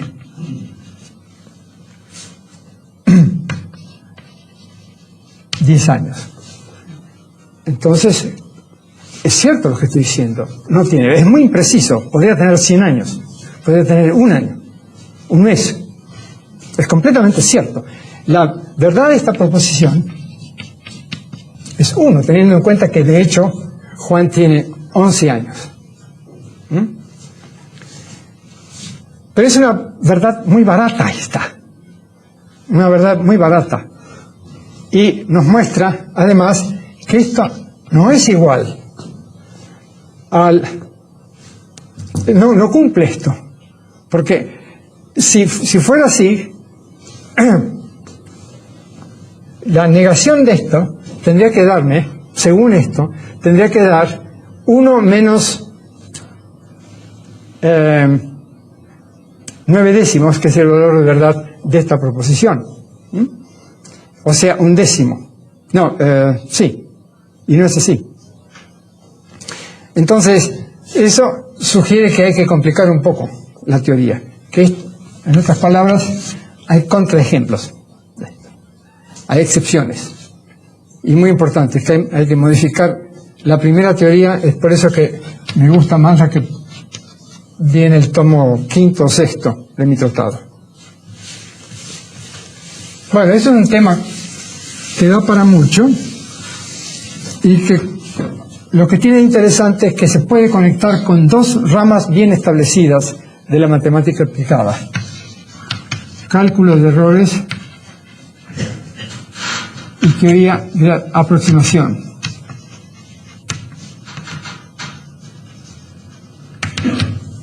Y la gente que se ha ocupado de eso casi nunca ha mirado a estas teorías. Bueno, esto es todo por hoy. ¿Preguntas y objeciones?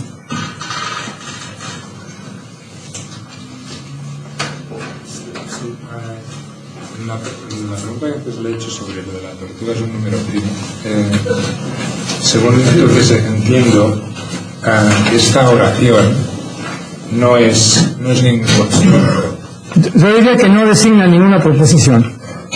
No es ningún constructo. Sí, así es. Porque no tiene hablar del sentido. Porque no tiene sentido. Tiene referentes, tortuga y números primos, pero no tiene sentido. Así que eso es un buen... Hablar de referencia es que es un constructo. Sí, no, bueno, está bien. Ok, me agarró. Está bien, es verdad. Cierto. Pero, digamos, se puede trasladar los constructos a las oraciones o a las expresiones lingüísticas que lo designan y hablar entonces, en este caso yo hablo de significance en lugar de significado, significación en lugar de significado, significación de una expresión lingüística, ¿no? Que sería entonces igual al significado del constructo designado por la expresión lingüística, ¿no? Para poder definir el concepto de sinonimia. Por ejemplo, Quine siempre se ha quejado de que el concepto de sinonimia no está definido, que es un concepto vago. Bueno, yo digo que la expresión lingüística es sinónima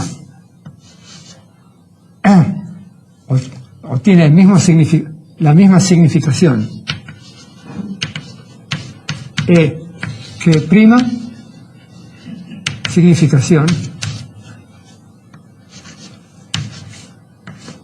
si y solo si el significado de E es igual al significado del constructo.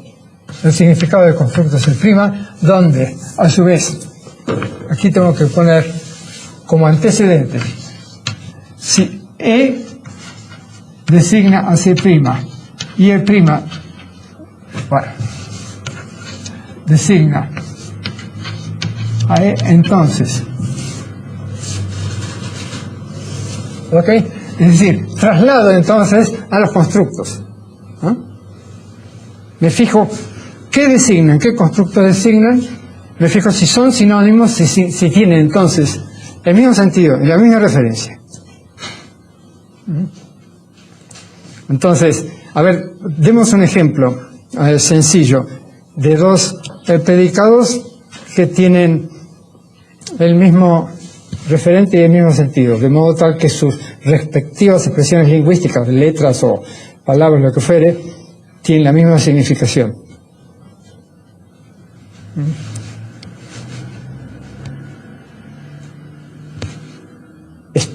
¿Cómo se llamaba España antes? Hispania. Y antes de eso, Hespérida, el jardín de las Hespérides. Hespérides, bueno, digamos, Hespérida y España significan lo mismo, porque designan el mismo constructo. Su referente es el mismo, su sentido es el mismo, ¿no? Uno. Y el sucesor de cero. Son dos nombres del mismo objeto. Uno y sucesor de cero. Entonces, son estos dos, aunque son expresiones lingüísticas diferentes, tienen la misma significación. ¿Por qué? Porque sus respectivos constructos son iguales, son idénticos, por lo tanto tienen el mismo sentido, la misma referencia, ¿no? ¿Qué ocurre con frases como a la solidaridad le llamo egoísmo?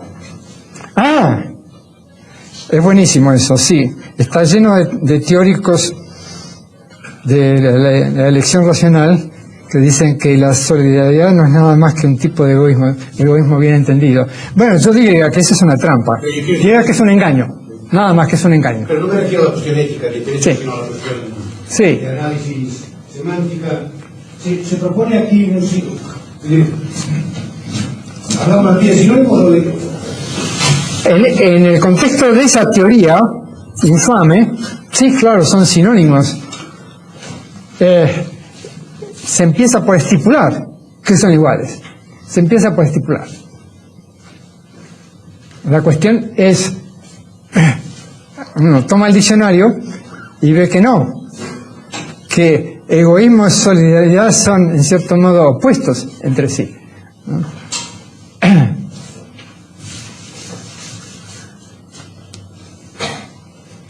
Por eso no se necesita ninguna teoría semántica. Más problemas. A ver, entonces, si la tortuga es un nombre primo, no designa ningún constructo. No designa ninguna idea clara. No hay manera, o como diría Kant, no hay ninguna intuición detrás de esa palabra, ¿no?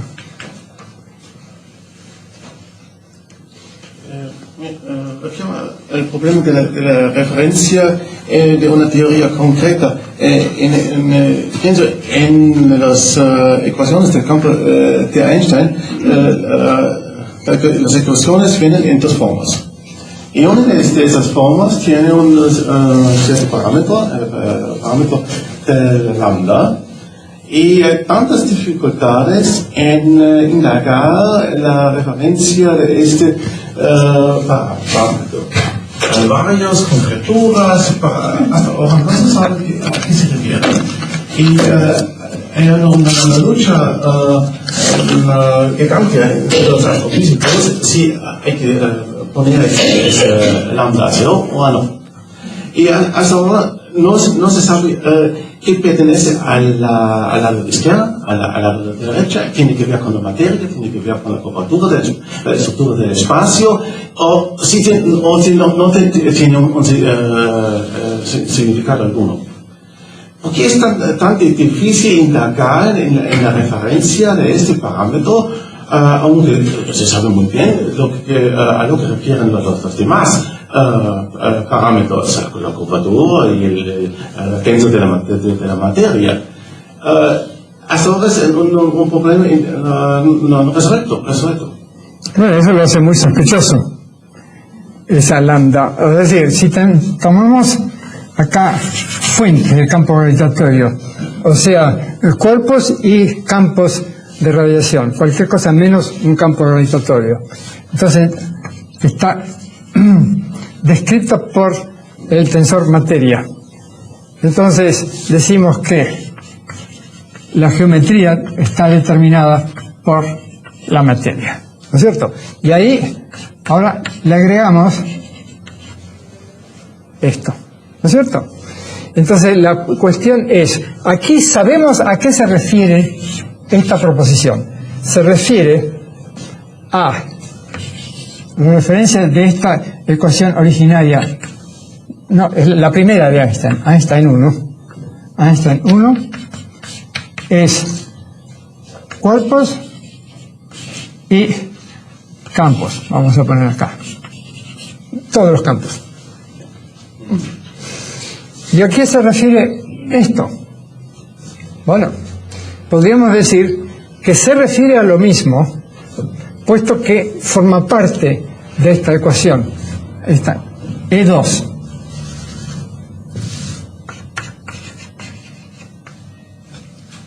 E2. Lo que no se sabe es exactamente qué representa. Sabemos a qué se refiere, pero no qué representa. Porque esto sabemos que representa la densidad de la distribución de la materia. Esto sabemos que representa la estructura del espacio-tiempo que está ligado a esa.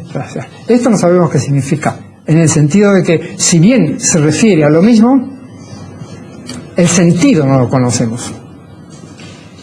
Generalmente tiene un sentido, el sentido de la curvatura. En la interpretación original de centímetros. Sí, es verdad. Menos 2. Elevado menos 2 en la curvatura.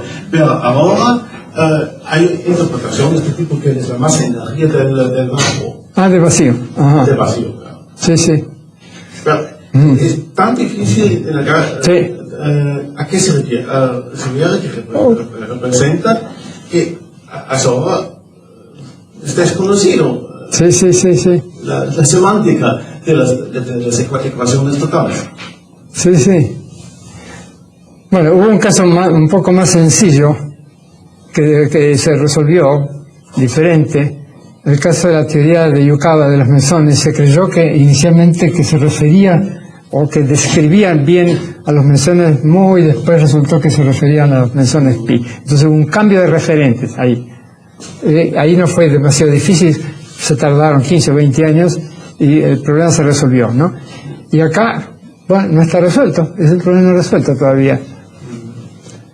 Pero tal vez alguna consideración semántica, buscando entonces precisar el sentido y precisar el referente, tal vez algún análisis de este tipo sirva. No sé. Pero en realidad es una constante, no es lambda. Lambda mu nu. Es una constante. Una constante que se hace multiplicar con el métrica. Con esto. Lambda acá multiplicada por G menú. Por esta. Sí. Ajá. Entonces es una constante propiamente. Sí, claro. Sí. No, hay que añadir lambda. Sí, pero no se puede, porque esto es un tensor y esto es un tensor. Claro, lambda por G menú. Bueno.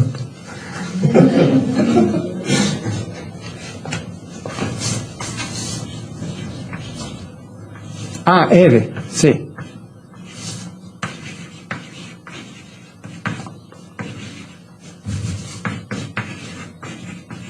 Ah, sí. Sí. Gracias. Sí. Bueno. No, fallo.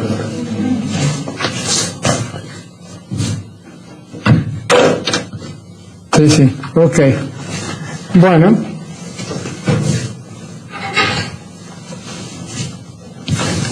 Durante muchos años no se supo bien cómo interpretar las ecuaciones de Maxwell del campo electromagnético. El propio Maxwell intentó dar una interpretación mecánica y falló completamente. Y la gente no quería aceptar las ecuaciones de Maxwell porque no veían que tuviera un significado mecánico. Y puesto que reinaba, es una cuestión filosófica, reinaba la concepción mecanicista del mundo en aquella época, entonces muchos se resistían. Por ejemplo, los franceses se resistían por dos motivos. Por eso y además porque Maxwell no era francés, ¿no? Claro, estaba Ampère, que era el rival. Y más aún, si se ve la literatura del siglo XVIII, durante todo un siglo y pico después de Newton, la gente todavía discutía acerca del significado del concepto de masa. ¿Qué es? Inercia, cantidad de materia, ¿qué es? Hasta hace muy poco. A Mach no le gustaba el concepto de masa, trató de eliminarlo, de definirlo en términos de aceleraciones. Durante 2 siglos, más de 2 siglos, prosiguieron las discusiones. Los conceptos que se refieren a cosas o a propiedades no visibles, como el caso de masa o el caso de la curvatura del espacio o lo que fuere, siempre dan lugar, son oscuros al principio, se tardan años, tal vez siglos en dilucidarlo. Ahora yo creo que una filosofía clara puede ayudar a dilucidarlo. Y toca el pensamiento claro en general. Más preguntas. ¿Cómo ha expuesto este asunto? Seguramente no habrá entendido bien, pero no veo claro cómo salimos del constructo para llegar al objeto. Referencia. Tenemos acá un signo, una palabra, lo que fuera, que designa a un constructo y que a su vez el constructo se refiere a algún objeto que puede ser a su vez conceptual o puede ser real. Entonces, cuando pensamos acerca de números primos, cuando pensamos acerca de cosas tales como borrador, etcétera, pensamos con conceptos. Formamos con los conceptos proposiciones, etcétera, que se refieren a esas cosas o a esos objetos conceptuales, etcétera. A veces hay alguna ambigüedad, no sabemos bien cuál es el referente, pero eventualmente se puede aclarar.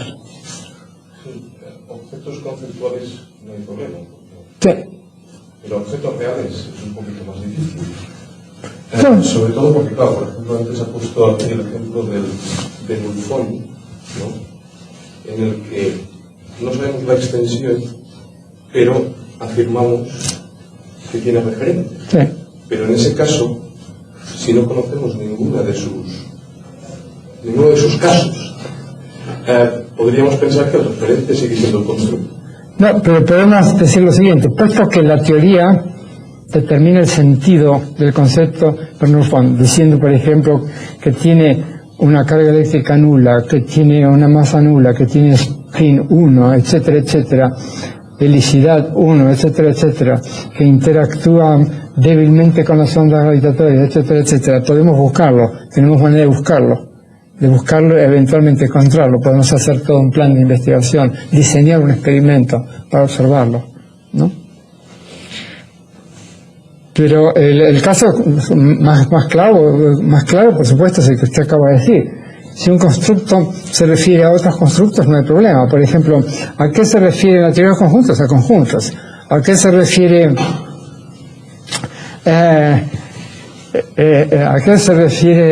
la teoría de grupos? A grupos, etcétera.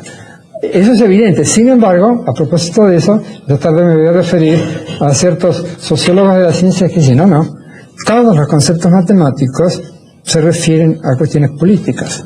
Todos están repletos de cuestiones políticas o sociales. Por el hecho de que la matemática, la investigación matemática se da en una comunidad científica que a su vez está sumergida en una sociedad, ellos creen que los constructos matemáticos de ellos mismos están permeados de ideas políticas, ¿no?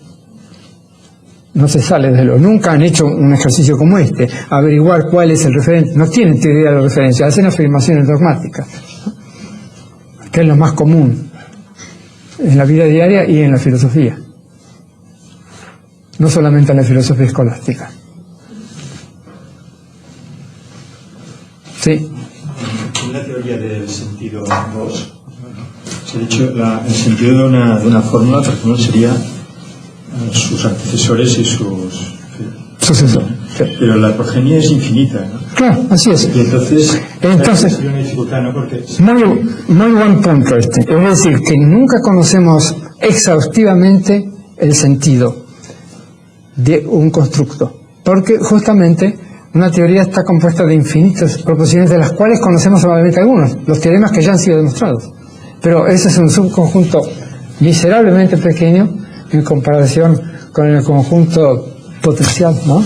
Sí, completamente. Entonces se va enriqueciendo. A medida que la teoría se va desarrollando, se va enriqueciendo el sentido conocido, la parte conocida del sentido. Hacemos la misma cuando decimos que una teoría es el conjunto de las consecuencias de sus axiomas, si es que ha sido axiomatizada.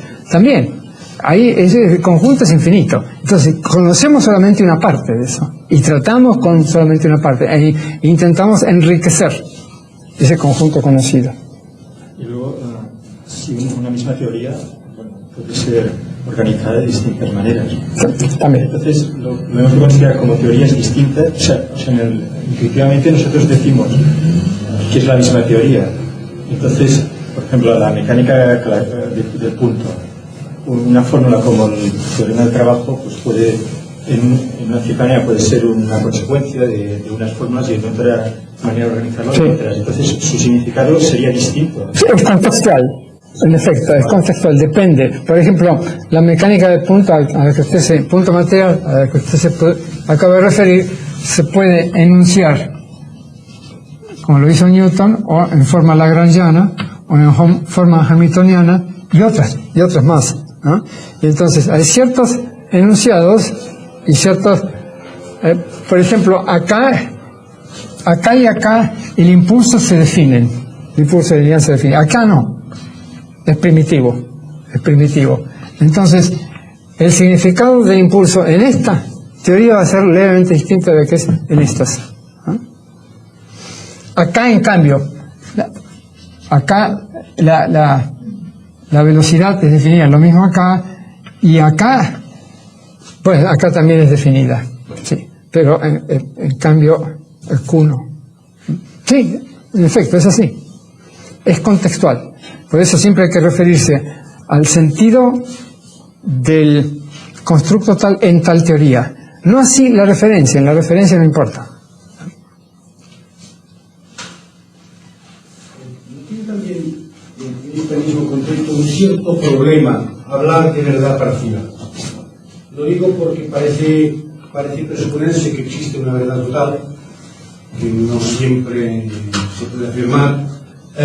Y sobre todo porque es muy fácil no saber a qué dominio hay que aplicar el concepto de verdad parcial, porque uno puede no saber si en aquel dominio existe una verdad tal o no. Por ejemplo, cuando hablamos de números primos, la serie de números primos, hay verdad parcial. Es casi ridículo decir que nuestra serie, ¿verdad?, con nuestro conocimiento actual de cuál es la serie de los números primos, es una verdad parcial, porque al fin y al cabo, si no hay verdad, no sabemos si hay verdad tal, ¿para qué vamos a decir que es verdad parcial? Es decir, el uso de parcial, lo digo porque me suena como muy quizá porque también lo usaban en este sentido otros sistemas totalitarios, o más o menos, y tal, de verdad total, de absolutas y parciales y tal.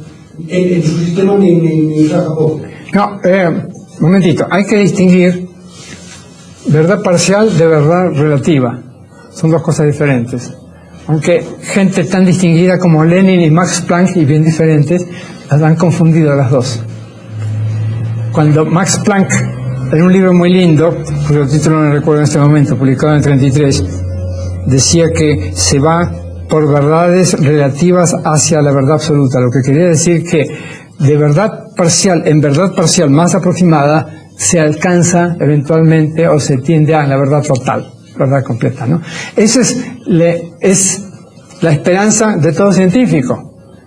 Es uno de los supuestos gnoseológicos de la investigación científica, es decir que Pero no hay que ser necesariamente extensionalista, ¿no? no tiene nada que ver. No, demos un ejemplo. Supongamos que yo no he contado cuánta gente hay acá, pero sí, a ojo de buen cubero digo, hay 40 personas. Entonces, la población de este territorio es 40. Después los cuento. Supongamos que encuentro que esta es la primera aproximación. La segunda, los cuento y encuentro, por ejemplo, 35. Pero me he dado vuelta y mientras yo contaba o mientras yo escribía, uno se escapó. Entonces tengo que hacer un nuevo recuento a otro instante. Y entonces 34. ¿Es grande el error? Acá no, es 5 en 40, es un poco más del 10%. No es grande, es una buena aproximación. Esta también es una buena aproximación a esto, ¿no? Hay algoritmos, hay métodos para mejorar las aproximaciones sucesivas. Hay métodos en la matemática llamada aplicada. En la matemática numérica, el cálculo numérico consiste en eso. ¿Cómo se calculan, por ejemplo, las tablas de funciones? Yankee-Emde o las sucesoras, que ahora ya no hace falta porque hay programas de ordenador, pero ¿cómo se calculaban? Se calculaban con desarrollos en serie, se toman los primeros 10 o los primeros 20 o los primeros 5 términos, ¿no? Y el que quiera más, pues hace el cálculo él mismo, ¿no? Encuentra una aproximación mejor. No, el concepto de verdad parcial es esencial en las ciencias y en las técnicas. Y esto me recuerda, en Texas durante más de un siglo, el código, no sé cuál de los códigos de Texas, establecía por ley que el valor de pi era igual a 314. Por ley. Los legisladores norteamericanos ya precozmente mostraron su sabiduría.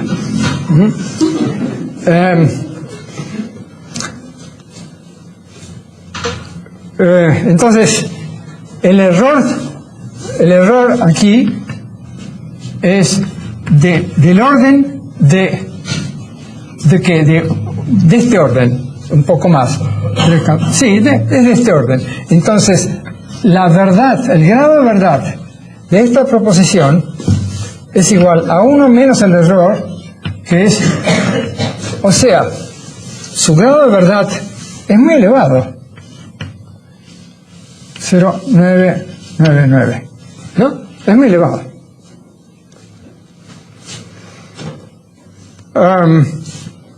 Ahora, verdad relativa es otra cosa. Verdad relativa, cuando algo es relativo, siempre es relativo a algo, naturalmente. En el caso de proposiciones es relativo a un contexto, a una teoría, por ejemplo. Cuando se dice, por ejemplo, que el teorema de Pitágoras es relativo a, o la verdad del teorema de Pitágoras es relativa a la geometría euclídea del plano, pero no de la esfera. En una esfera no vale. Entonces, para una esfera necesitamos generalizar el teorema y se lo generaliza, ¿no? Pero entonces el concepto de verdad parcial sería subsidiario del de verdad relativa. No, independientes. Son dos conceptos independientes. Verdad relativa, P es verdadero respecto de T, y esto es totalmente verdadero, o en T, o en el contexto T. Es totalmente verdadero en este contexto.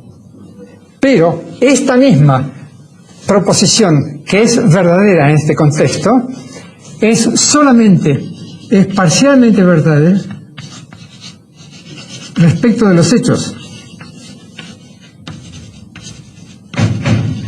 Tomemos un teorema de la mecánica clásica, por ejemplo.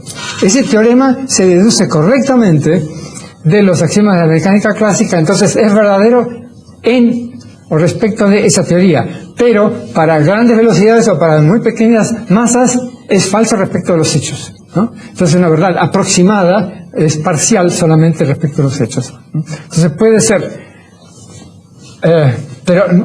entonces este es el concepto de relatividad de la verdad y este es el concepto de parcialidad o grado de error, ¿no?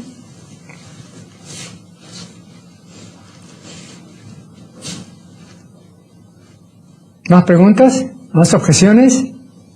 ¿Más refutaciones? ¿Más confirmaciones? Bueno, si no, hasta mañana.